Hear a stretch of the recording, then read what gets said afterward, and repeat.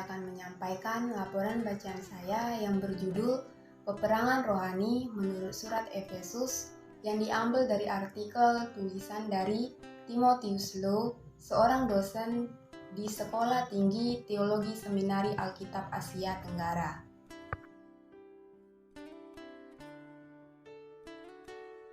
Surat Efesus ditulis oleh Rasul Paulus kepada jemaat yang berada di Efesus. Pada abad pertama, Efesus juga terkenal dengan kuil untuk menyembah Dewi Diana, bahkan menjadi pusat kegiatan seksual dan okultis.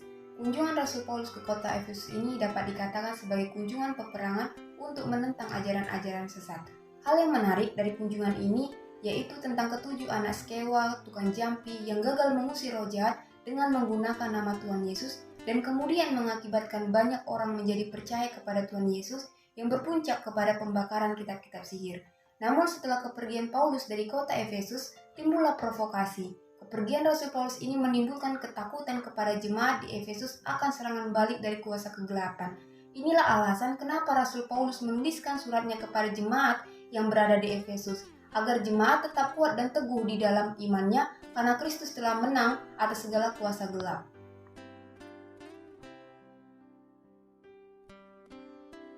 Paulus membahas 3 dimensi dalam konsep peperangan rohani. Dimensi pertama berhubungan tentang kebenaran, yang kedua berbicara tentang tugas orang percaya, dan yang ketiga tentang strategi orang percaya dalam menghadapi serangan iblis.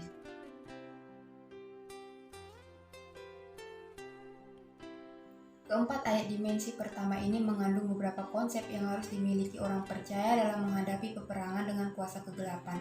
Pertama, pengharapan. Konsep tentang pengharapan ini muncul dari mata hati yang terang yang dihubungkan dengan panggilan kepada orang percaya.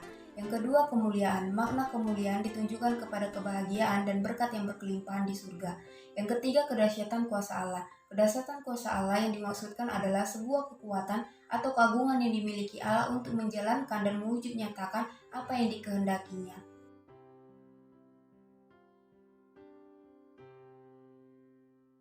Dari Efesus 2 ayat 1-10, Rasul Paulus menjelaskan bahwa orang yang belum diselamatkan menjalankan kehidupan menurut jalan dunia ini. Jalan dunia ini dapat diartikan ketika manusia hanya tertarik kepada kegiatan dan konsep duniawi tanpa mempedulikan Allah serta nilai-nilai kekal surgawi. Rasul Paulus menjelaskan bahwa orang percaya dilepaskan bukan karena hasil usaha sendiri, melainkan karena kasih karunia Allah lewat karya Yesus Kristus. Hal ini diajarkan Rasul Paulus kepada jemaat Efesus agar mereka meninggalkan nilai-nilai atau cara-cara kehidupan yang lama dan hidup dengan kehendak Kristus.